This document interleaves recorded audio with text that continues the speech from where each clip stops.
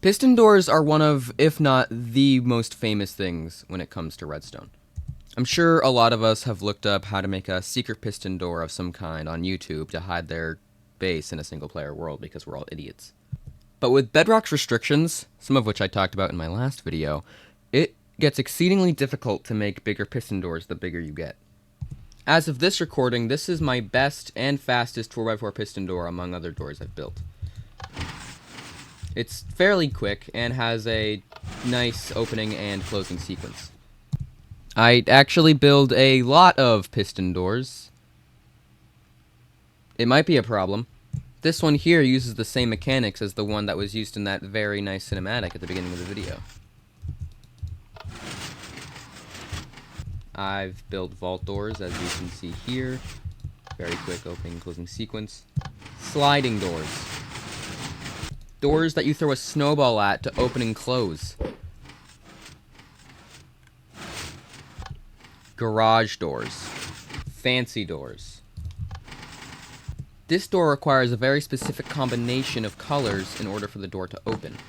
Where it is right now, it won't work, but if we set it to the right combination, then it will allow us entry. We can walk through, and we can always access it from behind, even if it's set to a different combination. So I want to show you guys how to build some basic ones. We can go more complicated as we progress, but let's start simple. The most basic door we can build is a 1x2. All you gotta do is take two pistons here, a block, some redstone on that, and a lever. Put two blocks here, and look. This will power both of the pistons. That's because this redstone dust is being powered by the block when the lever is turned on. So when we flick the lever, the block is getting powered, as we can see here. And that block being powered turns on this piston as well as this redstone dust, which also powers this piston. So if we were to make a wall here and hit this lever, or I've done that wrong. Now, if we were to hit this lever, as you can see, it extends. So what we can do is put a lever here, and now we have our door.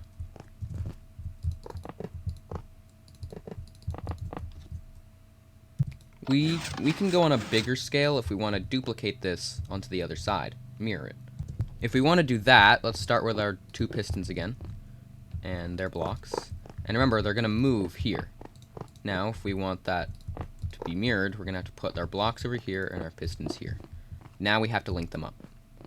We can do that same thing as we did before with the redstone, but these need to be connected so that they get powered at the same time. In the Bedrock Edition, as seen in my last video, you can place redstone dust on top of pistons and have them still work. Well, not if you do that. So in order to connect these together, all we have to do is make another line of blocks up above them and staircase the redstone up over the line.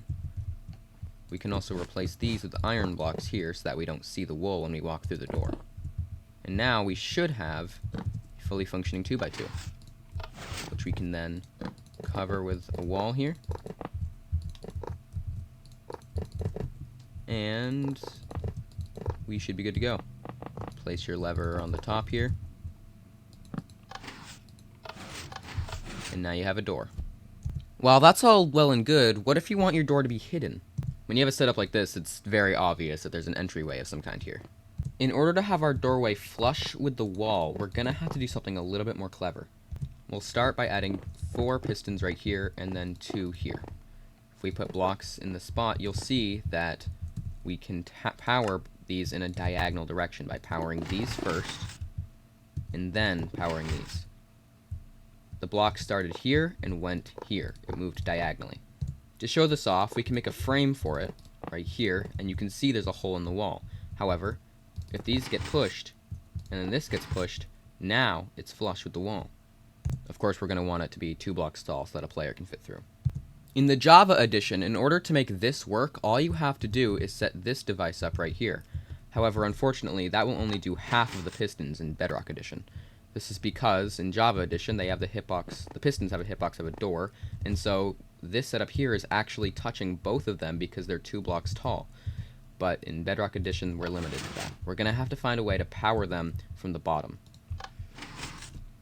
Also, if anybody is wondering why this works, we start off powering this block here.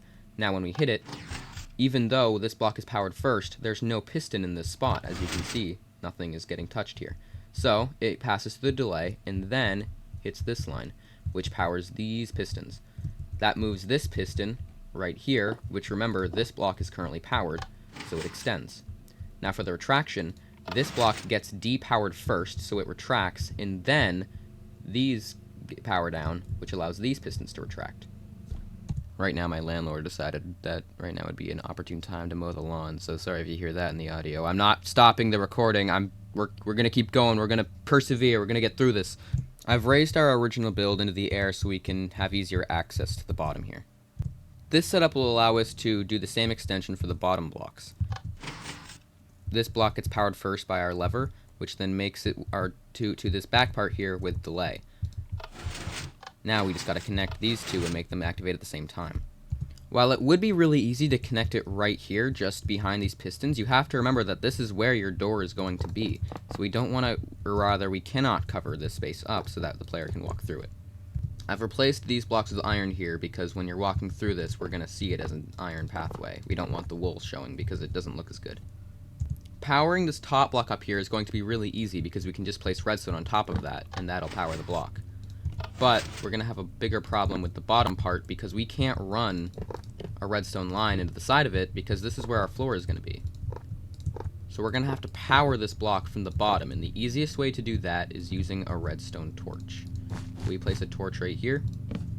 You'll see that that's extended. Some problems arise with using a redstone torch, though.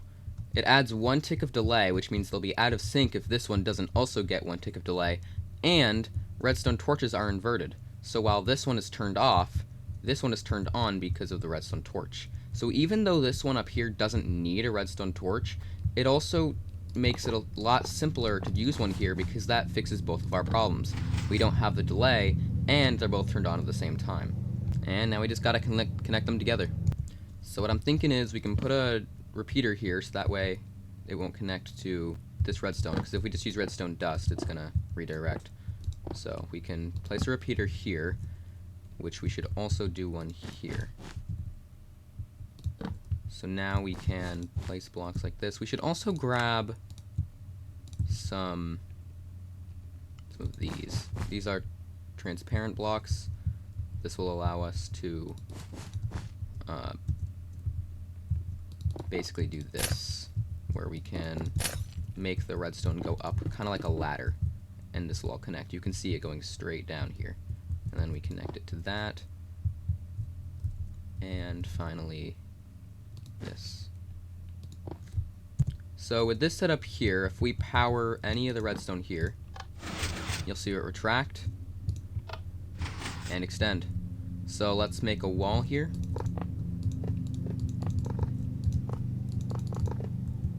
And whenever we hit this lever, you'll see that a hole's been made. I moved this a little bit so that the entryway doesn't have wool exposed to the inside of it, so that you don't see the redstone when you're inside the hallway. And now all we got to do is connect this line to a lever.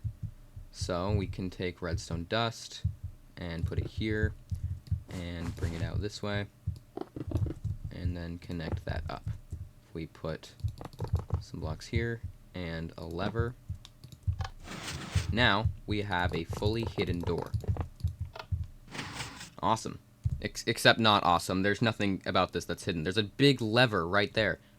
Levers actually create a lot of problems, because if we were to open this door, walk through it, it's still open. If we put another lever to close it, nothing happens because this lever's keeping it on.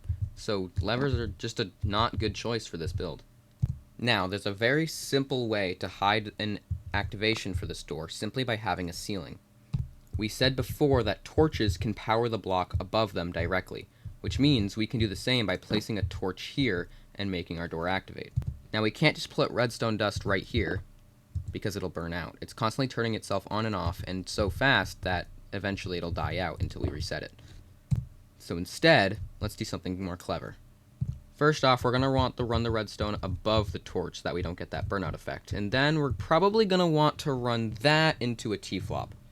So, what is a T-flop? A T-flop is a device that allows you to send a brief redstone signal into something, and despite the fact that there's only a brief signal, it'll actually stay on or off every time you hit it. It's like a toggle. If I hit this button once, the lamp turns on. Even though the button is no longer being pressed, the lamp stays on. If we hit it again, now the lamp stays off. And these are all kinds of different T-flops, with a very recent one have being added called the copper bulb. The copper bulb is a very easy to implement T-flop that was added to the game very recently. For simplicity's sake, we can just use that, but in the future, I would like to show you guys how to make various T-flops in Bedrock Edition. So, in order to make this work, we're going to want to get a copper bulb right here. We can put it right here for now. We want to be careful that it's not interacting with anything else. You'll see that every time we place a torch, it'll toggle. And that's going to be what's determining whether the door is open or closed. We can read the copper bulb, whether it's turned on or off, using a redstone comparator. So, if we take a comparator right here, although actually we might not want to do that there because there's a repeater powering this block, which means that if this is active, even with this turned off, if this at any point turns on, it'll power this block and also power this redstone. What we can do is power this block here and then make that connected to a redstone line. As you can see here, when we depower that, the door is closed, and when we repower it, the door is open. So, every time we place a torch, it should toggle.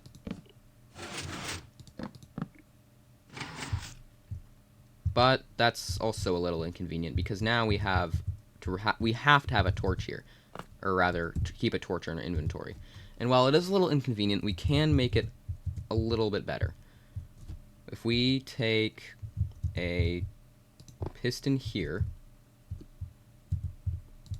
what we can do is make it so that every time it closes, it'll push out. But we don't want it to stay pushed out. In order to make sure that this piston doesn't get powered whenever it's sat right here, we're going to want to replace this block that the comparator was sitting on with a non-solid block. If you're not sure whether or not a block is solid or not, you can test it with a redstone block and a repeater trying to power this dust here. Glass is not solid, so redstone signals can't pass through it. But say a block of wool, it is solid, and so it'll allow you to send that signal through. So now that that's in place, we can put our piston here, and right now it won't do anything. And that's because we don't have anything set up. As right now it's still the same. It'll close, and then it'll open. But there's a few ways we can make it better. Let's take an observer and put it right here. So this observer will detect whenever this redstone dust turns on and off again. We can also put our redstone dust here. And now, if we put a block here and a block here, we're gonna run redstone. Ooh, actually that's a problem. Yeah, I didn't think about that. We can't use redstone dust here because this is a non-solid, and so it normally where it would get cut off here, it actually doesn't. But there's another easy way to fix this as well. If we take a repeater, now that won't be touching this line. So now, every time we put a torch here, it'll break off. In creative, that's not very useful because we have infinite torches. But if we were in survival mode, that is a lot more useful. Now that we're in survival mode, if I put a torch here, it'll open my door and break off, and then we can place it again to close it up again. Now with this setup, we still have the problem of after you walk in and go through, it's still open. But now that we have this setup and a toggle here, we can make the same device on this side that can also toggle that device. We also don't need to use torches anymore because this part of the room is obviously not hidden. This is the secret room. And so we can have, say, a button here that we can press to power the toggle.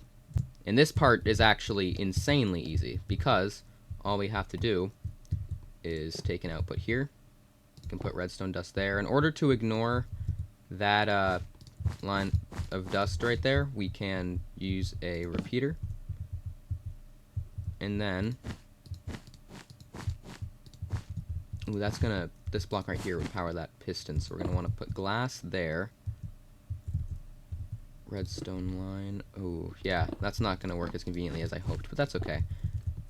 We have to go a little bigger, but if we put more, like a bigger line behind that button, go out like this, like that, and like that. Now we have a line connecting to this T-flop. We have to use glass here because we don't want, for the same reason we used it here, we don't want the block, when the redstone activates, we don't want it to power the block, because then it'll power that piston right there. But now, this button in place, we can activate that, the T-flop, and activate the door from this side. Awesome. Now, if you want this door to be a 2x2 instead of a 1x2 like I have here, you're going to have to build this thing and mirror it onto the other side. But that is also going to make it a little more difficult to snake the other activation device onto the T-flop here. One way you could do that is, instead of having it go to the other side, you can instead have a line that goes over the entire contraption and then have it reach that. That's how you're going to have to do it if you want to have this be a 2x2 door instead of a 1x2. Now, there are more compact ways to build this right here, but for the sake of simplicity and teaching, I decided to make it a little more obvious on how everything's working, so that you guys can understand it and build it yourselves. But maybe you don't care about it being secret. Maybe you just care about it being big. A 2x2 door is just too small for you. We're going to have to go bigger if we want it more exciting. For that, we can make our jump to a 3x3. This is the same door that I was showing you at the beginning of this video. This is an admittedly more complicated version. I designed this to be fairly small and compact, as well as fast, so we're probably not going to build this version for this video. Instead, let's do a step-by-step walkthrough on how to set one up. First off, you're going to want your frame. This 3x3 door is going to need a frame in order for you to push the blocks into the space and make the door. This can be made out of almost anything. As long as it's a solid block and can be pushed, you should be okay. Actually, there's some examples of blocks you can't use that meet that criteria, like slime blocks, honey blocks, glazed terracotta. I'm sure there's more, but most blocks will work. Now, the trickiest part of a 3x3 door is getting that middle block in and out of that space. The rest of the blocks are really easy because you can just have pistons on the sides that push them in. So if we take a redstone block, that part is really easy. We can just have them push into place, and we can do that for all of the sides. The difficult part is getting this block here to there. Similar to what I showed you in the first video, we're going to have to use a double piston extender, but one that's actually facing up instead of sideways. So we'll put our pistons in place as seen here. And the easiest way I've found to do it is we're going to have another sticky piston right there in the corner. That is going to be pushing these blocks in place. You'll see what I mean by that in a moment. I also find it really easy to have an immovable block here. For creative mode, let's just use obsidian, but you can use all kinds of stuff. I mean, if you somehow have bedrock, if you're near bedrock, I guess you can put bedrock there. Enchantment tables, I think, are immovable. If you're playing in Java Edition, chests, furnaces, all that's immovable. Anything that can't be pushed by a piston, you need to put right there. So what we're going to do is we're going to take our wool. We don't have to use wool, but it's nice. Let's use dark green for this. And we're going to put wool here, here, here, and then break that block. Now we're going to need redstone dust right there, and we're also going to need an observer and redstone repeaters. So what this will do with this setup is we'll make that happen. So basically what's just happened there is when we power this block, this is powered, but it can't push yet because there's an immovable object here. So first, when the redstone lights up, This detects it and does a very quick pulse. So it turns this on and off again. So that pushes that out. Now, this has room to push. There's now a gap. So then it extends like that. And so after this is gone, and this extends, now this delay has finally finished up, and this extends, giving us our final extension. So if we do that one more time, you can see that it makes that 1x2 doorway that will allow us to get our block into the center. Now comes the tricky part, retraction. An easy way to do retraction is put a block here for this redstone dust to power, and we can put a piston here with an observer that goes into a block. Now what this does is that makes it so when this it gets powered, it doesn't do anything. We can represent this better with a redstone lamp, actually. So if I put a lamp here, when we power this, the lamp doesn't do anything. But when we depower it, it does do something. So using this circuit, we can have devices that only get powered when whatever the source is coming from gets unpowered. That's called a falling edge circuit. So if we put a repeater here, a block here, and then dust, let's reset this. When we extend, it pushes out, and then when we retract, that pulse right there just allowed for this to grab the block that was once here. And now we have a straight path straight to that block. Now, in order to grab that block, for this example, I'm going to show you guys a very simple way to do it that's cheap and very small as well.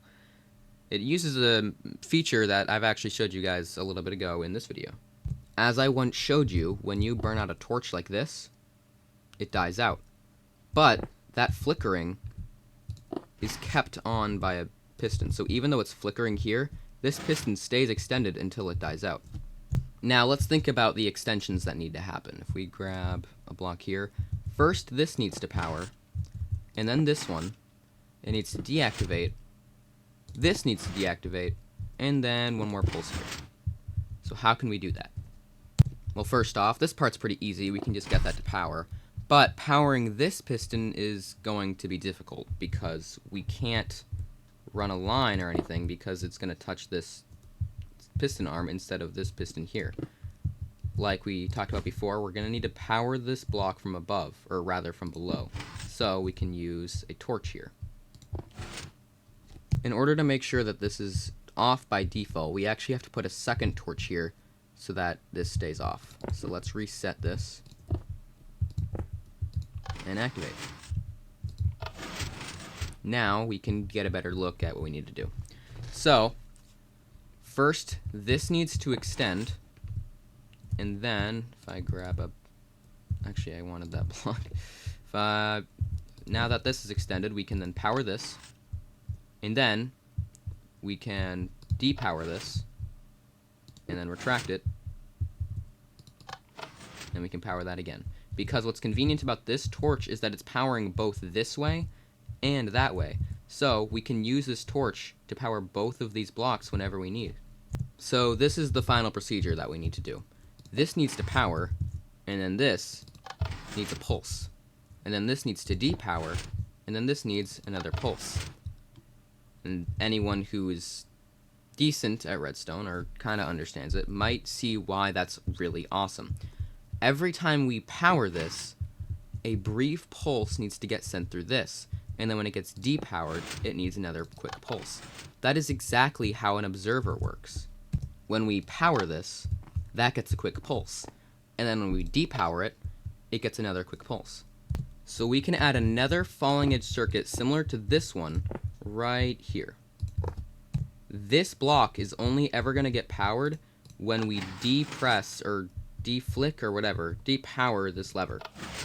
That block just got powered, and that's how we can detect when we're closing the door.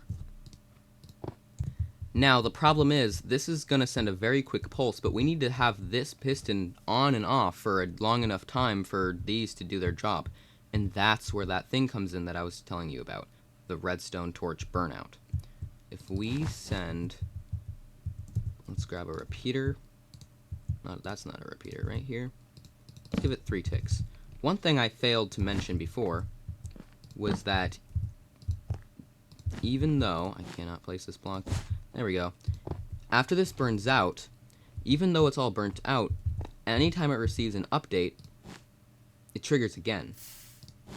Now there is a little bit of delay because if it deactivates and then I immediately break something and update it, it won't go. It's kind of a cooldown. But we can use that for a very simple way to get a pulse extension. We take this right here, torch, and then have it burn out. When we power this, it does its thing, and when it deactivates, that torch will start burning out again, which caused this to push up. So now we can put an observer here. And remember, these are going to be flickering on and off. So if we take a line here, when that activates, these are going to be flickering on and off, which is going to send a bunch of pulses. We don't want a bunch of pulses. We just want one for every time this turns on and off. So we can use another piston here because, like we said before, the pistons only extend, or rather they stay extended when the redstone dust is flickering. So now if we reset this, that extends, and then it retracts. Now if you want more delay in between, you can add more to this. I think the smallest amount you can have is 3. If we do 2, and then we use it, yeah. So you need a delay of 3, but you can do 4. So that is how we're going to get that center block in there. And after that, all we got to do is push blocks into the rest of the space, and that is the easy part. So if we just place pistons here, and then right here, now we just got to power these. So where is a place we can take that out? I'm going to say on the other side of this. So we're probably going to need a non-solid here. So what we can do is have a line go out this way, up here, and we're going to connect this line. I'm actually going to put a repeater right here because redstone lines can only go up to 15 blocks. If that isn't necessary, we can remove it, but I want to be safe. So 1, 2, 3, 4, 5. Now to get that block up, we're gonna have to put transparent blocks here. So now they can go up over this, and then we're gonna want to do that same thing where we have that there and then a block there. So now we can run a redstone line on that, and those are all connected. So let's count that out. So 1, 2, 3, 4, 5, 6, 7, 8, 9, 10, 11, 12, 13, 14, 15. So that is just enough. We did need this repeater. So now if we power this, now it's closed. I wonder why that has occurred. Maybe we need more delay. So that's updated.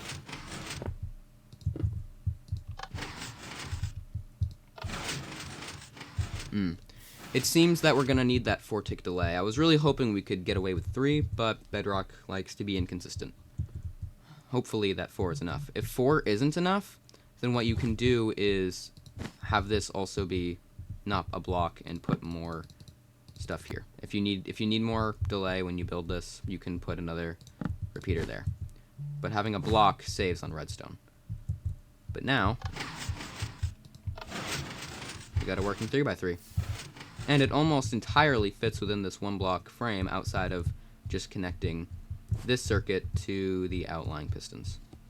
That's gonna do it for today. I hope you guys enjoyed this video and learned something, and I hope you stay tuned for more. Make sure to subscribe if you haven't already. Hit that like button so that I get supported, and I don't make money off of this yet, but whatever. Do it anyway. It's fun. It's silly. It's wacky. It's goofy. I'll see you guys in the future, and have a good day.